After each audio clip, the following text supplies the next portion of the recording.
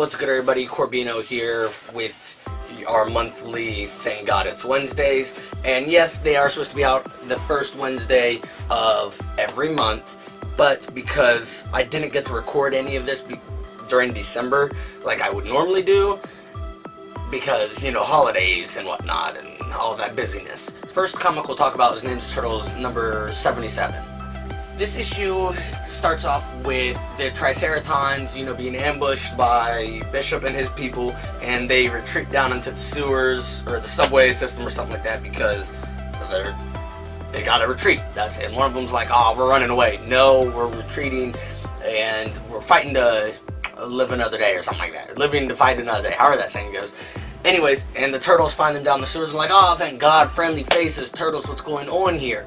And they explain what's going on, like why the Earthlings are so afraid, and they explain how the Neutrino King said that this was their new home, so why are they not getting to be at their new home?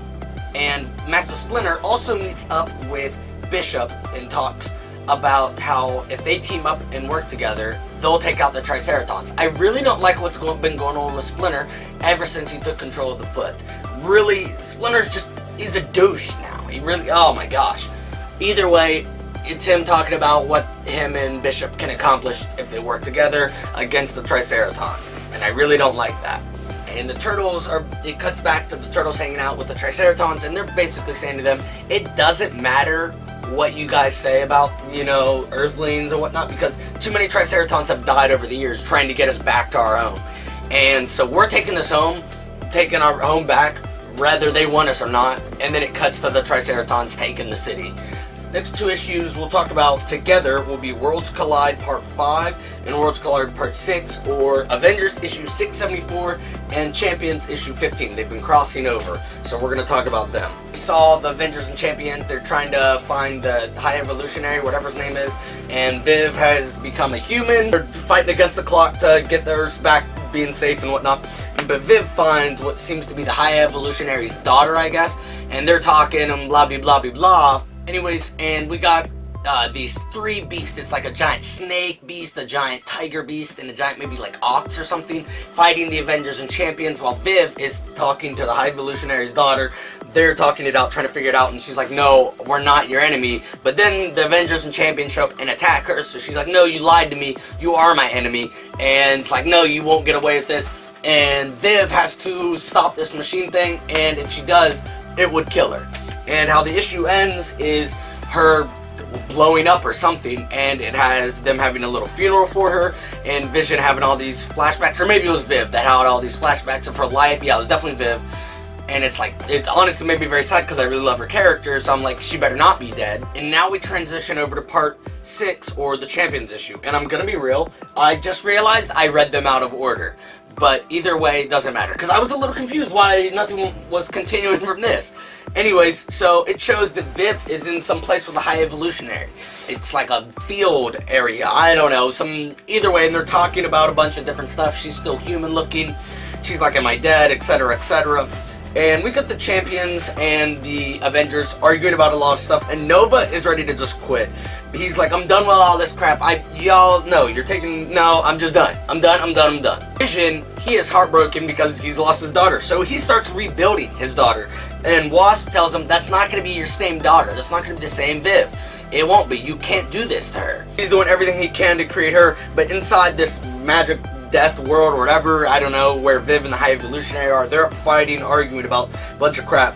And she's like, "I'm not afraid of you, da da da da da. I just want to go back home to my father and my friends, and you can stay here. I'm not, no, you're not." He's trying to get her to help him escape, and she's like, "I'm not helping you do anything." He's like, "If you don't help me escape, you're gonna die here." She's like, "I don't care, I'm getting out here on my own."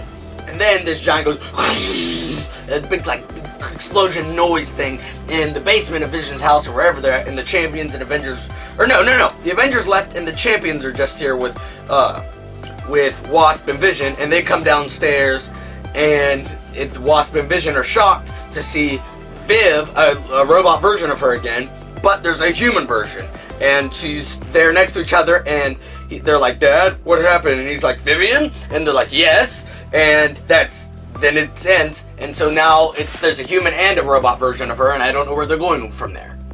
Now, personally, I would prefer her to go back to robot form, but that's just me. Next, we're going to talk about All New Wolverine number 28. This is still part of the Orphans of X storyline. Not much really exciting. I mean, yeah, there's some explosions, some fighting, running away from the bad guys and whatnot in this issue, but not really anything like specific. There's only one specific thing I wanted to really talk about, and Gabby, she's had this like Wolverine-styled like hoodie and sweatpants, like a sweatsuit or whatever, for a while now, and it's really nice, and I like it because it's like a Wolverine costume. And Dakin gives Gabby her superhero name, and it is Honey Badger. He says it's because you're sweet and you have claws. And she's like, that is perfect. And then it shows a bunch of Wolverine, famous Wolverine covers with Gabby as the Honey Badger on there now. And our people, like X-23, Gabby, and whatnot, they all get kidnapped, and they're about ready to be executed by the Orphans of X, and we'll see where it goes from there. But yeah, this issue was nice. The Orphans of X storyline I really like, but I really just loved that they gave Gabby a hero name. Next thing we're going to talk about is Invincible 143, The End of All Things, part 11 of 12. We're almost there, guys. If you know me, he's my favorite superhero. I'm not ready. I'm not ready for it. I'm hurt. One more issue next month, and we're done. I believe next month. Right? February? Or wait, no, we're in January. One more this month. That's why I was so confused. Yeah, one more this month, and we're done. This issue is kind of about his son Marky that he didn't know about, but it's also kind of half-assed. Starts off with Eve telling him, hey yo, you gotta talk to your son, it's been weeks, and he's like, well, tonight's the ceremony, I gotta take care of that first. And it cuts to a big thing of him in front of all the viltrumites talking to them. And then it shows Mark visiting his father's grave with his mother, and they talk about how she wasn't at the ceremony. She's like, it's just not my thing anymore. He's like, I completely understand that. Then we cut to Marky yelling, throwing a temper tantrum, and he doesn't understand what's going on, and his father's trying to, or his stepdad's trying to explain what's going on, but he didn't know he was a viltrumite, so he's freaking out, losing his mind over it. And he blows out through, he like rips a hole in his room and flies out, and he's like, crap. And so Eve and Invincible fly out to meet him, and he tells them, hey, I'm your father, but that's it. That's all we see of that. They don't get a special talk, and it was honestly very underwhelming. Like, he's destroying the city, and Invincible goes down to make sure that there's no people getting killed, and Eve rushes him to a hospital. But that is it. They don't have any more talking about any questions, etc. And I'm like, that was really underwhelming. Like, I was really hoping for more. So this issue wasn't as fun, but it's still nice. Really, we got that the viltrumites, we can't have them on Earth anymore. They're all agreeing on it. Robot's brain is saying, you gotta get rid of them, they can't all be here, it's gonna be a problem. And so Mark's like, you know what, you're right, all of us will leave.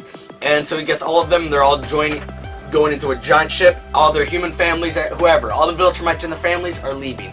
But then Scott, the father of, or the husband of Anissa and the stepfather to Marky and that little girl, decide that he comes into Mark and says, Mark, sorry to say this, but we're not going with all of you. And that's where the issue ends, so I don't really know how Mark's going to handle that, because all the rest of the viltrumites seem to be okay with leaving, so we'll see where that goes. Next issue we're going to talk about is Runaways number 4. I've been loving the Runaways story arc, and it's amazing. It's been fantastic, really. Okay, so this issue, the gang's going to Molly's house to see if she wants to join back up, and it starts off with Vic's head, like, narrating some stuff, or somebody's narrating some stuff about Vic. Vic opens his eyes, you know, checking around, closes them. Molly's so excited, she runs, hugs everybody, Lace licks her and whatnot.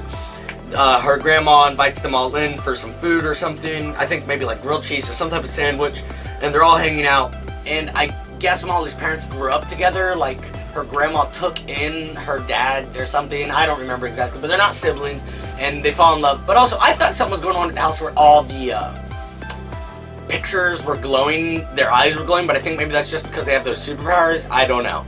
But the cats, I still think something's up with the cats. Their eyes are glowing, but maybe it's something with that too. I have no idea. Molly's showing them around her house.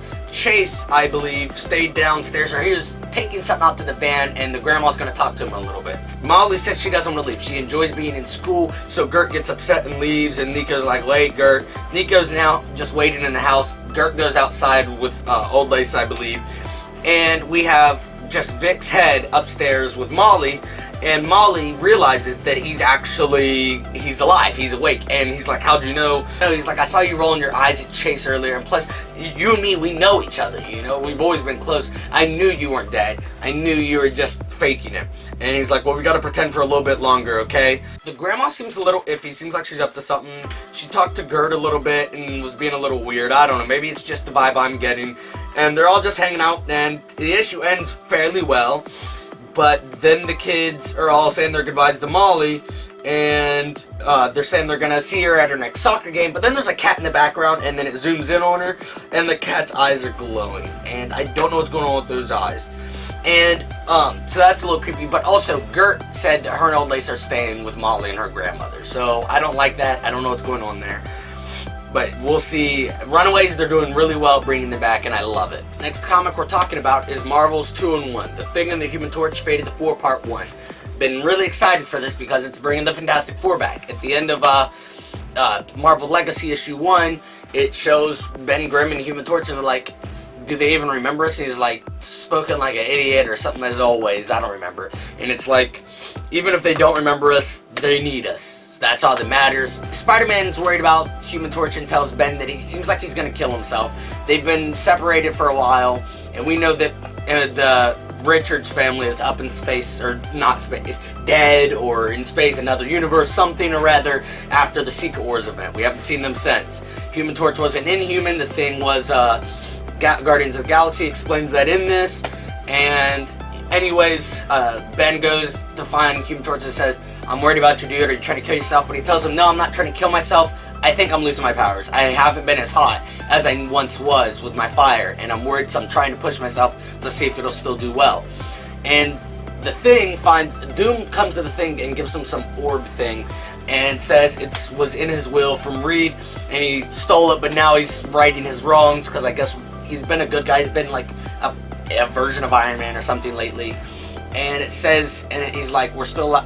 It's like, go explore the world, you and Johnny need this, take care of Johnny, da-da-da-da-da. So he goes and finds Johnny, and he's like, we gotta go back out there.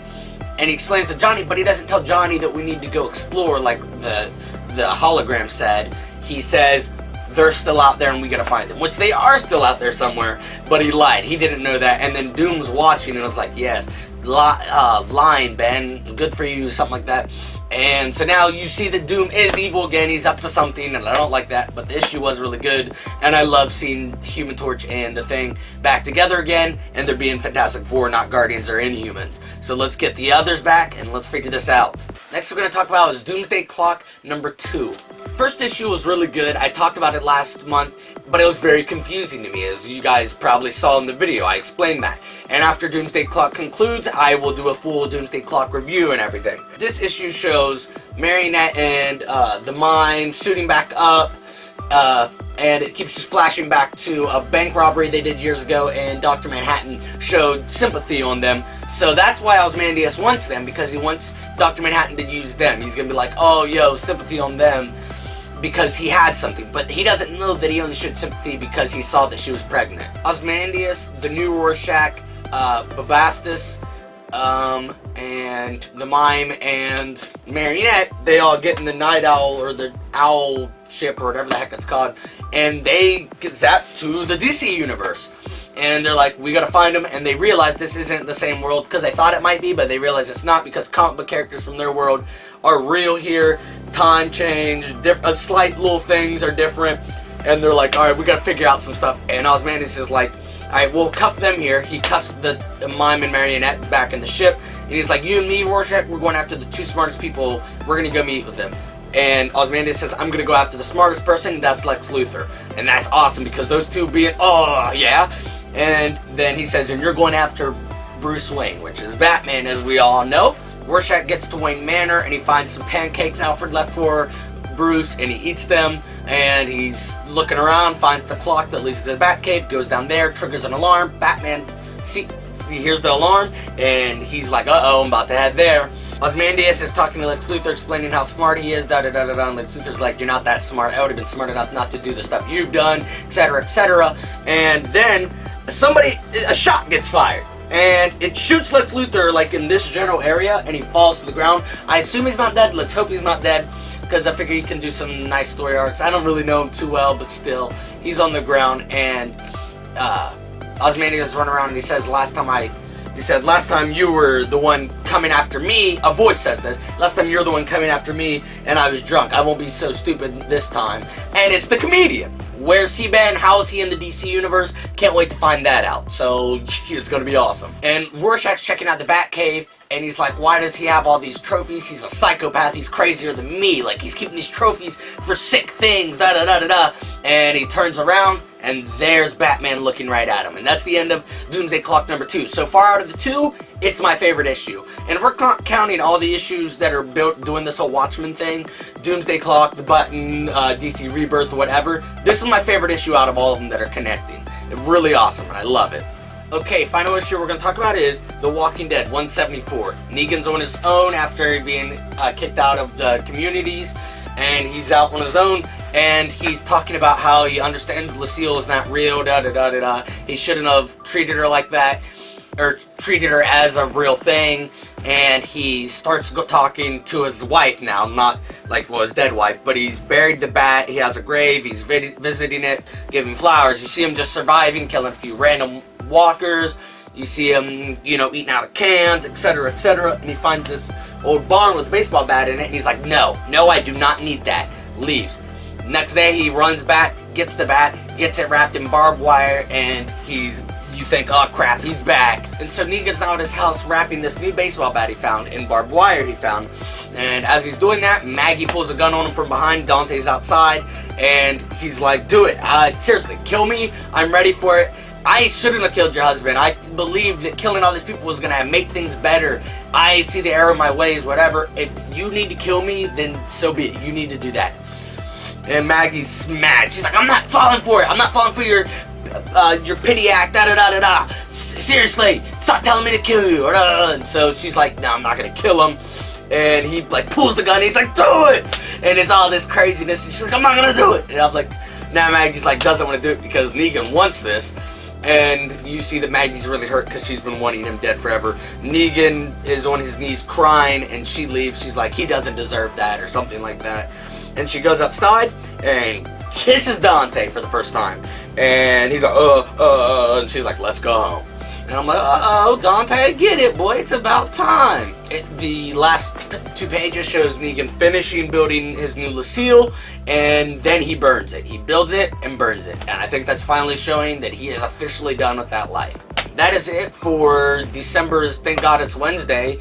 I hope y'all read some of these issues. Let me know what you thought of the issues. Let me know some comics you guys tried or comics I should try, etc., etc. And yeah, until next time, thank God it's Wednesday.